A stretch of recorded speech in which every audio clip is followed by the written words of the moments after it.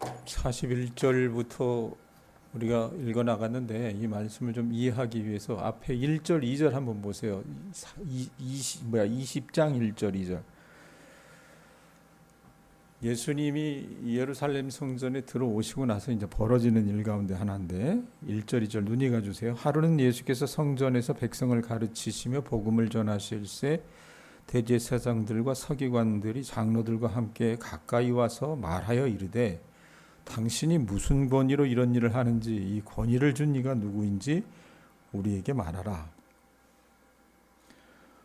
19장 뒷부분에 가면 예수님께서 예루살렘 성에 입성하시고 나서 성전을 깨끗게 하시는 사건이 있습니다.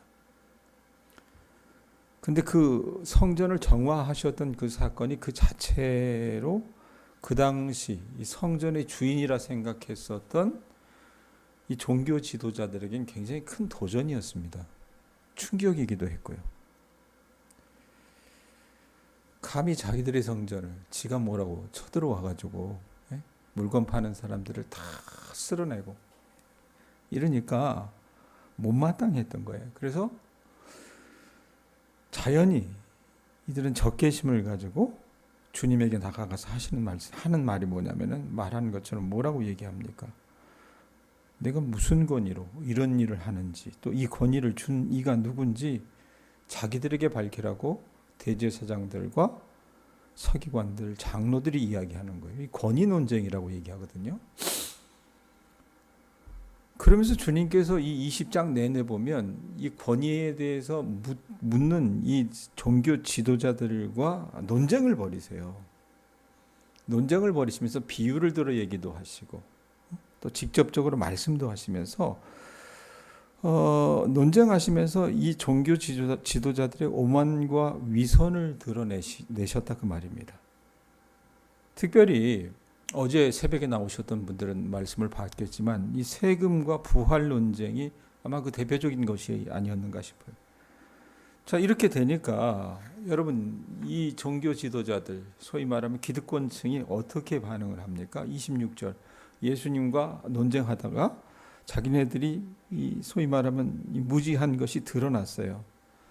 자기네들의 어떤 이 도모가 다 밝히 드러났다 그 말입니다. 그러니까 26절에 뭐라 그래? 그들이 백성 앞에서 그의 말을 능히 책잡지 못하고 예수님의 말씀을 책잡아서 넘기려고 하는데 책잡지 못하고 그의 대답을 놀랍게 여겨 뭐 했다 그래요?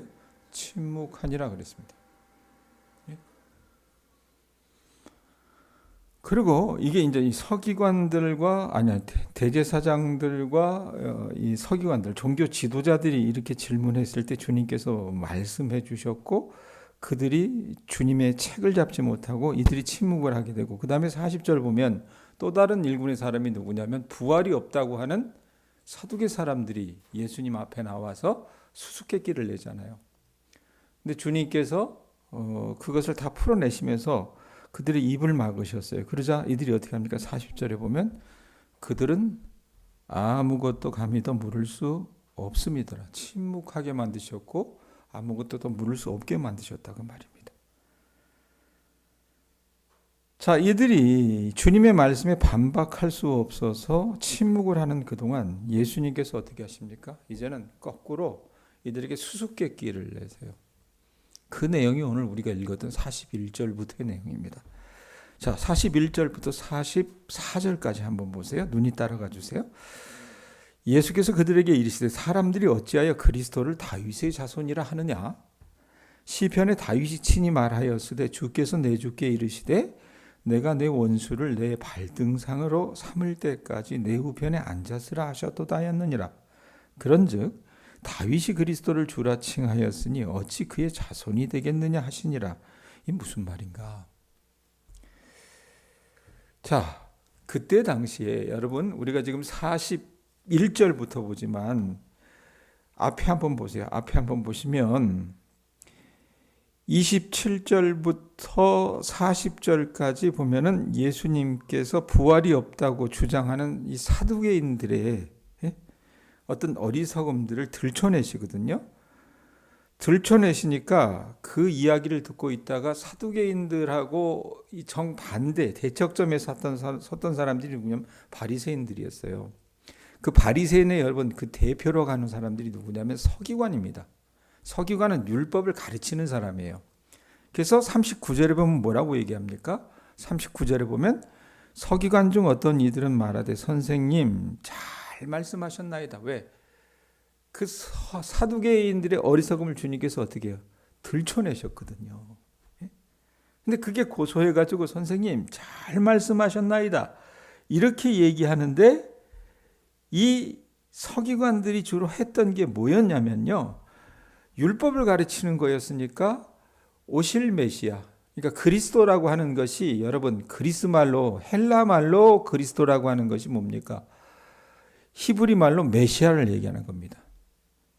그래서 이 유대인들에게는 통념으로 그들이 쓰는 관용어구가 있었는데 그리스도를 다윗의 자손이라고 이야기하면서 그것을 가르친 대표적인 일군의 사람들이 누구였냐면 서기관들이었다고 말입니다. 당시 유대인들에게 있어서 다윗의 자손이라고 하는 말은 누구나 다 인정하는 관용어구였어요.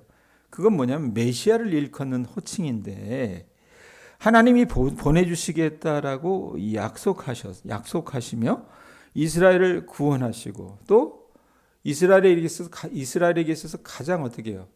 중흥기가 어느 때였냐면 다윗 당대였거든요. 그러니까 다윗 당대와 같이 이스라엘을 회복시켜주는 그리고 이스라엘을 통해서 온 세계가 복을 받는 그 인물이 누구냐면 메시아라는 얘기입니다. 그리스도 오늘 말하는 것처럼. 근데 그 그리스도 메시아를 유대인들은 관용어구로 불렀어요. 누구라고요? 다윗의 자손이라고 불렀다는 얘기입니다. 이걸 여러분 우리가 앞 전전장에서 말씀을 가지고 나눴을 때 맹인이고 거지인 사람이 예수님이 지나가셨을 때 누가 갔느냐라고 했을 때 나사렛 예수라고 사람들이 얘기했을 때 그가 주님을 불렀습니까? 다윗의 자손 예수라고 부르잖아요. 이게 다 어떻게 해요? 괴를 같이 하는 거라고 말입니다. 근데 그걸 가르쳤던 사람들이 누구냐면 서기관들이었다고 말이에요. 예? 서기관들은 이 그리스도를 누구보다도 대망했고 그것을 소망했던 사람들이었다고 말입니다. 자, 그런 그들에게 주님께서 반문하시는 거예요. 서기관들은 예수님이 자기 편이라고 생각했는지 모르겠어요. 그러지는 않았는데 어찌됐건 그 사두개인들이 그냥 코를 탁 짓이겨 주시니까 그게 고소해서 선생님 잘 말씀하셨나이다 이러는데 수수께끼 내면서 딱 하시는 말씀이 뭐냐면 뭐라고 얘기합니까? 그리스도 메시아를 어떻게 너희들 다윗이라 하느냐라고 얘기하십니다.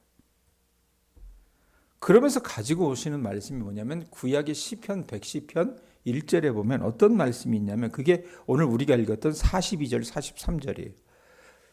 시편 110편 1절 말씀이 오늘 20장 42절 뒷부분부터 43절이라고 말입니다. 110편 말씀에 어떤 말씀이 있냐면 주께서 한번 보세요. 뭐라고 얘기합니까? 내 주께 이르시되 내가 내 원수를 내 발등상으로 삼을 때까지 내 우편에 앉았으라 하셨더라 하였느니라.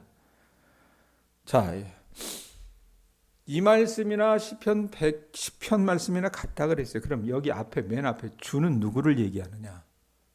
성부 하나님을 이야기합니다. 자, 주께서 내 주께 이르시기되 그럼 주께서 뒤에 내 주는 누구를 이야기하는가? 성자 예수님을 얘기합니다.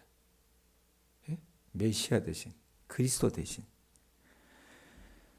자, 그래서 다윗은 지금 다윗이 쓴 시가 시편 110편이란 얘기예요. 그러면 다윗이 뭐라고 얘기하냐면 그리스도 메시아이신 예수님을 뭐라고 얘기해요? 하나님께서 내 주께 이르시되 다윗의 자손이라고 부르지 않고 내 주라고 부르면서 하나님께서 메시아 되신 예수께 43절에 뭐라고 그래요? 내가 내 원수를 내 발등상으로 삼을 때까지 그러니까 내 모든 원수를 예수의 그 발 아래 굴복시킬 때까지 하나님의 오른편에 앉아 있으라라고 하는 그 고백을 다윗이 하고 있거든요.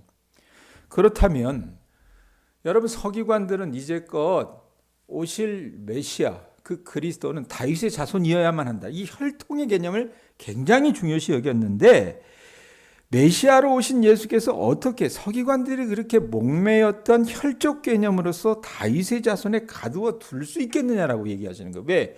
다윗은 오실 메시아 그 그리스도를 뭐라고 불렀어요?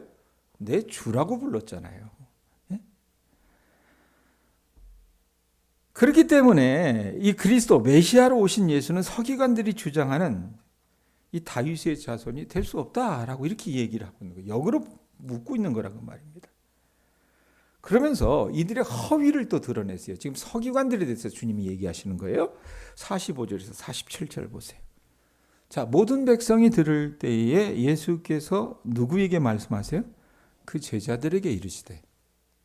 그러면서 어떤 사람들에 대해서 말씀하시는가? 제자들에게 어떤 사람들에 대해서 말씀하시는가? 그게 46절부터요. 보세요. 긴 옷을 입고 다니는 것을 원하며 시장에서 문안받는 것과 회당의 높은 자리와 잔치 윗자리를 좋아하는 누구를 상가라 그래요? 46절에 끝에 백권사님 서기관들을 상가라 그래요. 서기관들을. 근데 이 서기관들이 하는 짓이 뭡니까? 47절에 극명하게 나타나는데 그들은 과부의 가산을 삼키며 외식으로 길게 기도하니 그들이 더 엄중한 심판을 받으리라 하시니라. 자, 예수님은요 지금 이 서기관들의 허위를 드러내시는데, 자, 그들의 가르침이 얼마나 거짓된지 얘기하시는 거라 그 말입니다. 그러면서 하시고자 하는 말씀의 요지는 뭐냐면 이 서기관들을 삼가라고 하는 거, 주의하라는 얘기입니다. 그럼 이들의 뭘 주의하라고 말씀하시는가? 여러분, 서기관들은 말씀드렸지만 율법 교사로서 당대 모든 사람들의 존경을 받는 그런 직분의 사람들입니다. 그래서 이들은요 옷차림에서부터 달랐던 것 같아요. 긴 옷을 입었대요. 소매도 긴 것. 여러분 생각을 해보세요. 대한민국 같이 봄, 여름, 가을, 겨울이 뚜렷한 그런 기후대에 있는 사람들은 겨울 같은데 긴 옷 입고 다니면 괜찮죠. 그런데 여기는 지금 어디예요? 적도가 가까운 중동이라고 말입니다.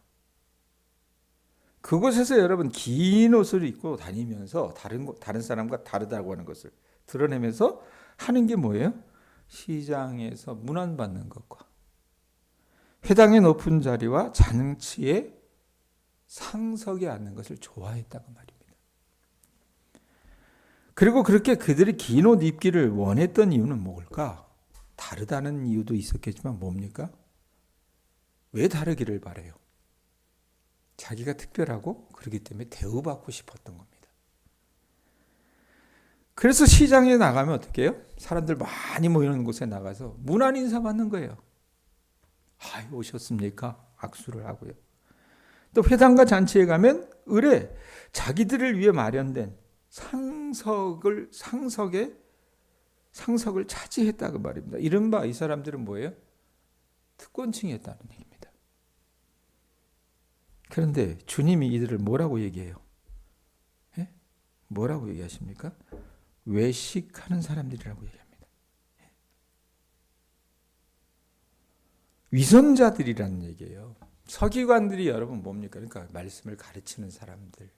그러니까 여러분들이나 조심해야 될 게, 목사는 가장 조심해야 될 사람이고, 우리 교우들 가운데 우리 소위 말하면 직분자들, 항존직들이 고민하고 조심해야 될 게 뭐냐면, 그것 자체가 여러분 우리의 내면을 대변하는 것이 아닌데 이렇게 될 확률이 농후하다고 말이에요.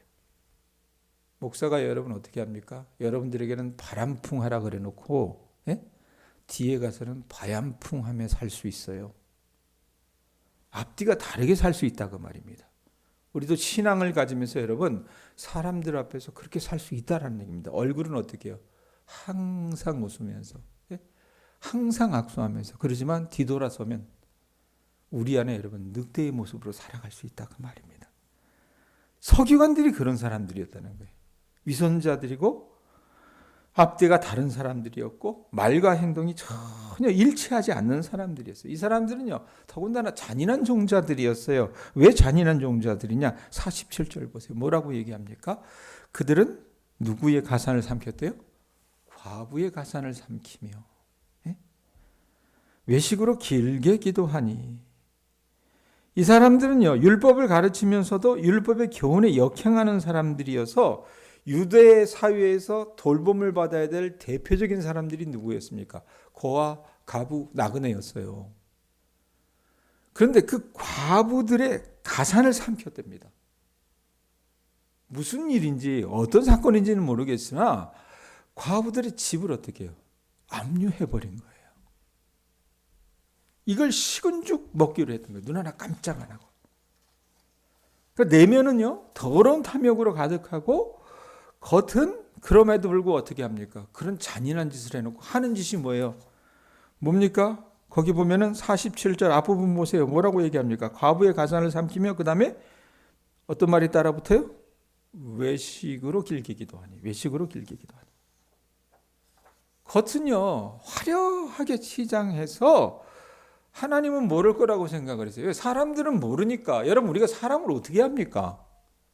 어떻게 알아요? 어떻게 하냐 그 말입니다. 그러니까 하나님도 두려워하지 않고 사람도 두려워하지 않은 거예요. 그런 무자비한 일을 해놓고는 회당에 와서는 어떻게 합니까? 외식하는 자세로 그럴싸하게 기도했던 무리들이 여러분 대표적으로 누구냐? 이 종교 지도자들, 율법을 가르치는 서기관들이었다 그 말입니다. 그들에게 주님이 하시는 말씀이 뭐예요? 경고가 뭡니까?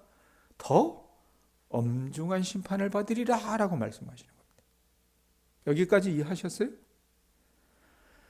그렇게 말씀을 전하시다가 자 21장으로 넘어가 보면 어떤 일이 벌어지냐면 예수께서 눈을 들어 부자들이 헌금함에 헌금 넣는 것을 보시고 또 어떤 가난한 과부가 두 렙돈 넣는 것을 보시고 이르시되 내가 참으로 너희에게 말하노니 이 가난한 과부가 다른 모든 사람보다 많이 넣었도다. 저들은 그 풍족한 중에서 헌금을 넣었거니와 이 과부는 그 가난한 중에서 자기가 가지고 있는 생활비 전부를 넣었느니라 하시니라. 자, 서기관들의 외식, 그 위선된 삶을 주님께서 지금 들춰내실 때, 이야기하실 때 어떤 일이 예수님의 눈앞에 벌어졌냐면 우리로 보면 예배당 저 뒤쪽에 헌금함이 있잖아요. 아마 유대의 어떤 회당에도 그런 게 있었던 모양이죠. 이 사람들이 들어오면서 헌금을 했어요. 근데 이 부자들과 가난한 과부가 성전뜰에 비치된 헌금함에 헌금을 하고 있었는데 주님이 말씀하신 것처럼 부자들은 어떻게 했습니까? 풍족한 중에 헌금을 했다 그래요. 그 중엔 서기관들도 포함되어 있었을 겁니다. 우리로 얘기하면 고액 연봉자들 뭐 이랬던 모양이죠. 그래서 풍족한 중에 헌금을 했고 과부는 말씀해 보면 뭐라고 얘기해요? 가난한 가운데 헌금을 드렸습니다. 여기서 부자는요, 서기관들을 포함한 종교 지도자들이었을 텐데 이들이 돈을 많이 받으니까 자기들 가진 것 중에 극히 작은 것을 넣었어요. 극히 작은 것을 넣었지만 과부를 여러분 예수님께서 뭐라고 얘기하십니까? 4절 뒷부분에 뭐라고 얘기해요? 이 과부는 뭐래요? 가난한 중에서 자기가 가지고 있는 생활비 얼마를 넣었대요? 전부를 넣었느니라 라고 얘기합니다. 두 렙돈을 넣었다. 두 렙돈은 어느 정도냐면 노동자 하루의 임금이 우리로 얘기하면 뭐 10만 원 이걸 데나리온이라는 표현으로 쓴다 그랬잖아요. 그거의 65분의 1 정도 된대요. 그럼 이 노동하는 사람도 얼마 받아요 요즘? 품삯 한 돈신반 원 받는다 칩시다. 그러면 지금 과부가 가져온 돈은 얼마예요? 하나님 앞에 드린 돈은? 한 2,000원 정도 됐을까요? 2, 3,000원 정도 되는 돈이란 얘기입니다. 절대적인 액수로 보면 과부가 드린 헌금의 액수보다 부자들이 낸 헌금의 액수가 더 컸을 겁니다. 안 그래요? 그러나 부자들은 자기가 가진 것에 지극히 작은 것을 하나님 앞에 드리는 거예요. 이것 또한 여러분 외식하는 모습이란 얘기입니다. 그런데 그 외식하는 이 서기관들을 포함한 부자들의 어떤 상황과는 대비되는 게 뭐냐면 과부는 어떻게 했어요? 두 렙돈 2,000원을 저 헌금통에 딱 집어넣는데 그 두 렙돈이 뭐냐면 그게 자기가 가지고 있는 생활비 전부였다라는 얘기입니다. 전 재산이었어요. 자기가 가지고 있는 마지막 재산까지 성전에 바친 거라 그 말입니다. 그러면서 예수님이 뭐라고 얘기하시냐면 이 가난한 여인이 여느 부자들보다 더 많이 넣었다라고 말씀해 주시는 거라고 말입니다. 자, 그럼 이 말씀 어떻게 여러분에게 적용할 수 있을까? 저나 여러분이나 위선자로 살진 않았으면 좋겠습니다. 하나님 앞에서. 예? 우리가 여러분 안 그렇다 그러지만 사람이라고 하는 존재가 참 제가 봤을 때 요상해요.